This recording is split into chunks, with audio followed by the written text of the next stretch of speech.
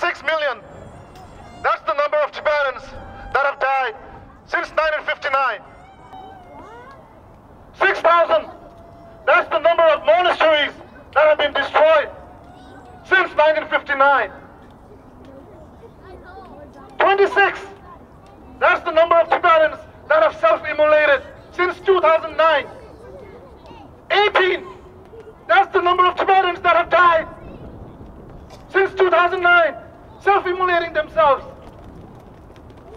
17. That's how old Kesa Wangchuk was. Kesa Wangchuk, the monk from Kirti Monastery. That's the youngest Tibetan who self-immolated since 1959. On October 2011, he self-immolated. That's the number that needs to be talked about. That's the number that needs to be mentioned when the people of the world discuss China and human rights. 53. That's the number of years we have been in exile. 53 times.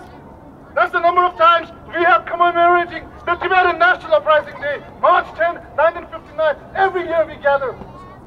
It has been over 50 years since the illegal occupation of Tibet. Over the years, the world has seen many changes. We have seen the rise of democracy all throughout the world, and we have seen the fall of nations like Russia and Egypt and Tunisia. Change is happening all across the world today. The Chinese live in fear inside Tibet. They're afraid when the next Tibetan is going to self-immolate. They're afraid of another 1959. They're afraid of a 2008. They're afraid of a 1989. The Chinese are living in fear. No matter how hard the Chinese try to oppress our people, no matter what tactics they use, there is only one solution to this problem. Tibet must be free, and we must welcome His Holiness the Dalai Lama back to Tibet. That is the solution to this problem. This is not going to be easy, folks. We are fighting the freedom, fighting for the freedom of a nation and its people, its culture, its religion, and its way of life. Tibetans inside Tibet have made it clear. They don't want to live under the Chinese rule. They want the return of His Holiness the Dalai Lama back to Lhasa, the capital of Tibet.